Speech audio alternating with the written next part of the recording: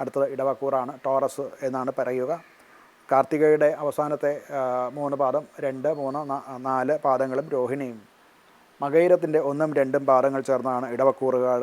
ഇടവക്കൂറിന് ഈ ആഴ്ചയിൽ ഒരു സ്ഥിരത, മനസ്സിൻ്റെയും ഒക്കെ സ്വാസ്ഥ്യം ഉണ്ടാകുന്ന കാലമാണ്. സൂര്യൻ ലഗ്നത്തിലാണ്.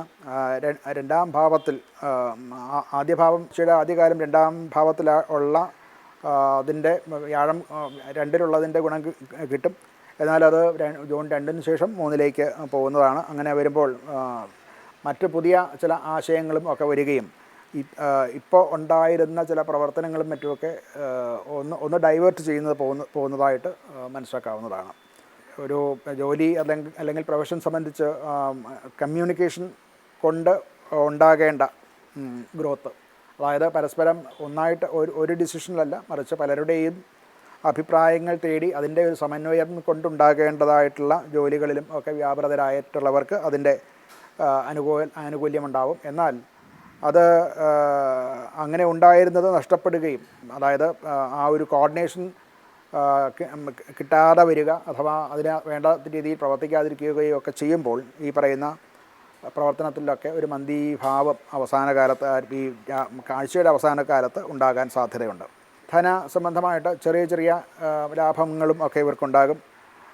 ഇവർക്ക് സഹോദരന്മാരുമായിട്ടും, അതായത് കുടുംബത്തിലെ മുതിർന്നവരുമായിട്ട് അല്ലെങ്കിൽ സഹോദര സഹായ സ്ഥാനത്തുള്ളവരുമൊക്കെ ആയിട്ടുള്ള ബന്ധം കുറച്ച് ഊഷ്മളമാവുന്നതായിട്ട് കാണാവുന്നതാണ്. മറ്റ് ആരോഗ്യപരമായിട്ടും ഒക്കെ കഴുത്ത് സംബന്ധിച്ച്, അല്ലെങ്കിൽ നെഞ്ച്, കഴുത്ത്, തൊണ്ട, വോക്കൽ കോഡ് മുതലായവ സംബന്ധിച്ചുള്ള ചില പ്രശ്നങ്ങൾ, ചെറിയ രോഗങ്ങളും ഒക്കെ ഉണ്ടാകാം. അങ്ങനെയുള്ള രോഗങ്ങളുള്ളവർ അത് കുറച്ചുകൂടെ ഒന്ന് സൂക്ഷിക്കേണ്ടതാണ്. അത് കൂടുതലാവാനുള്ള ഒരു സാധ്യത കാണുന്നുണ്ട്.